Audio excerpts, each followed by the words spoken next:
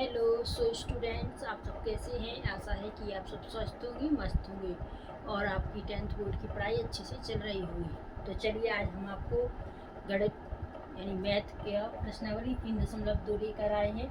तो प्रश्नावली 3.2 हम सॉल्व करेंगे।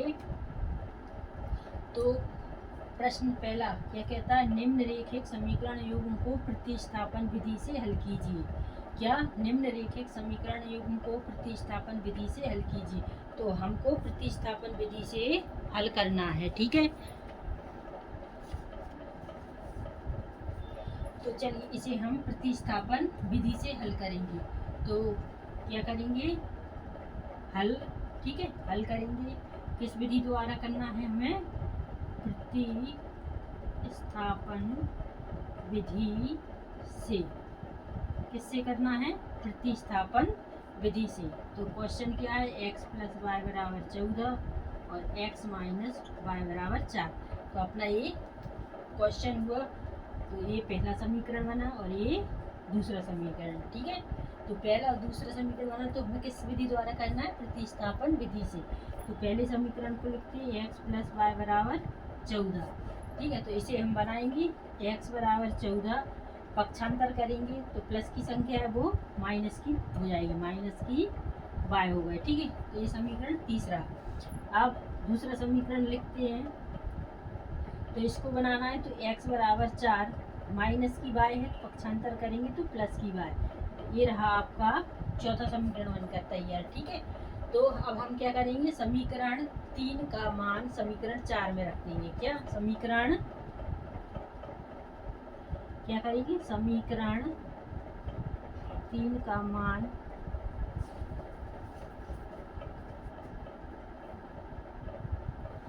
यानी समीकरण 3 का मान समीकरण किसमें, 4 में रखने पर, ठीक है। 4 में रखेंगे तो हमें क्या लिखना पड़ेगा, चौथा समीकरण लिखना पड़ेगा। तो इधर कर लेते हैं, चौथा समीकरण लिखेंगे। चौथा समीकरण क्या है, x = 4 + y।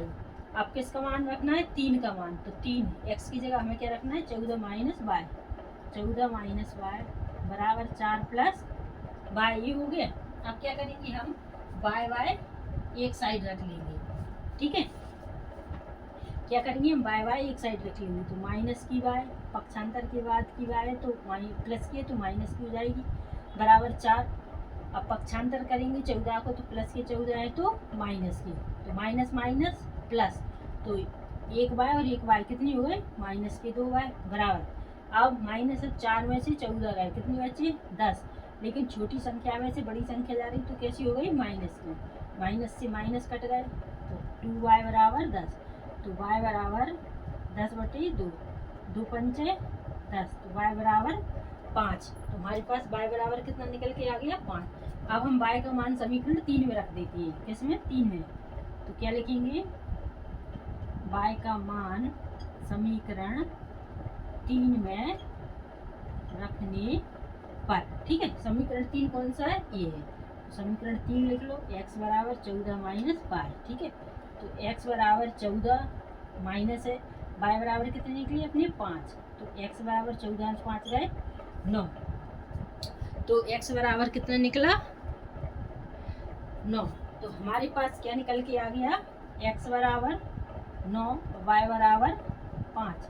तो x = 9, y = 5, ये रहा आपका आंसर। आई होप कि आपको ये समझ में आ गया होगा।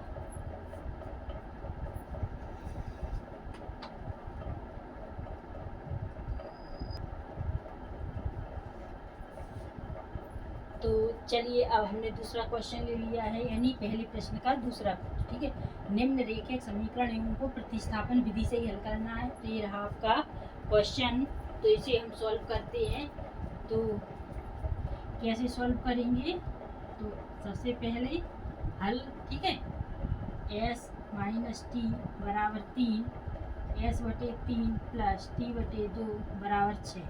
तो ये रहा आपका पहला समीकरण और ये रहा आपका दूसरा समीकरण, ठीक है, पहला और दूसरा।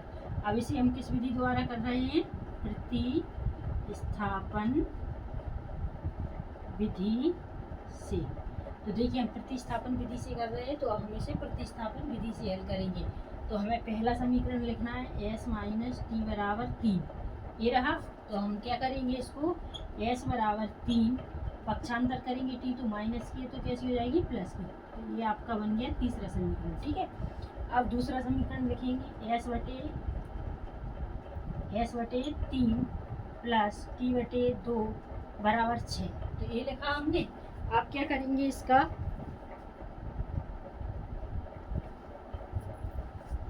क्या करेंगे, चलिए आपको इधर दिखेगा नहीं तो हम इधर लिख लेते हैं, ठीक है।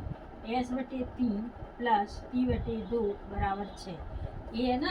तो अब इसका क्या करेंगे, इसका एलसीएम ले लेंगे, ठीक है। तो क्या लिए, 3 और 2 का एलसीएम कितना आ जाएगा, 6। 3 का 6 में भाग देंगे, 3 दूनी 6, 2 आ गया।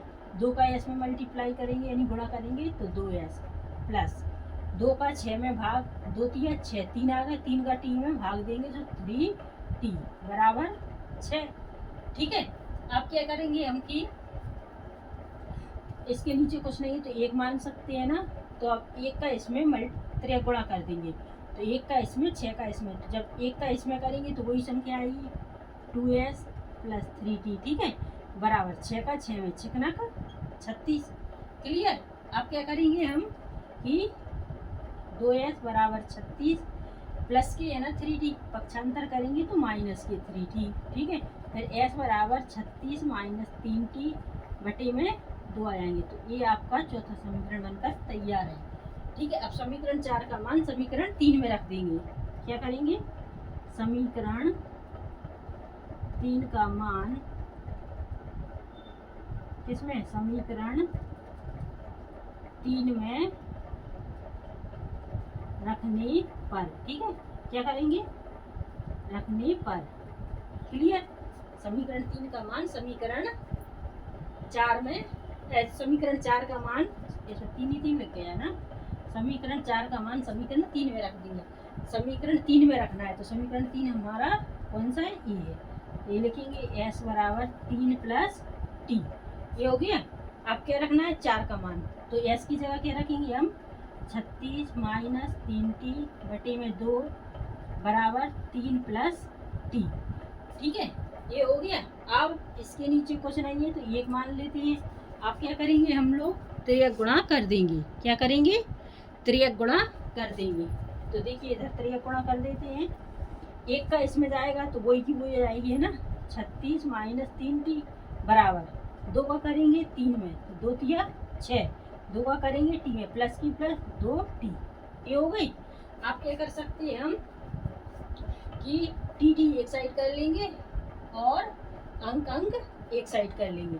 तो माइनस के 3t है, अब पक्षांतर के बाद प्लस की 2t है तो माइनस की 2t बराबर 6, प्लस की 36 है तो माइनस की 36, ठीक है। अब माइनस माइनस प्लस, तो 3t और 2t कितने हो गए, 5t, ठीक है, माइनस की बराबर 6 में से 36 गए कितने बचे, 30। छोटी संख्या में से बड़ी जा रही तो माइनस की, माइनस माइनस कट हो जाएंगे, 5t बराबर 30, तो t बराबर 30 बटे 5, 5 का 30, तो t बराबर हमारा कितना निकला, 6। तो t बराबर कितना निकला, 6, ठीक है ना।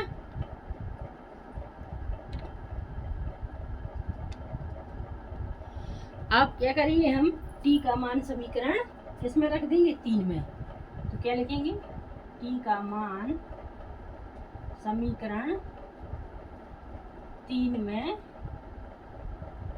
रखने पर, तो हमें समीकरण 3 लिखना पड़ेगा। 3 ही रहा, s बराबर 3 प्लस टी, ये तो t का मान रखना है हमें, तो s बराबर 3 प्लस t बराबर कितनी है, 6, तो s बराबर 3 और 6 9। तुम्हारे पास क्या निकला, s बराबर 9 और t बराबर 6। तो ये रहा आपका आंसर। आई होप कि आपको ये समझ में आ गया होगा।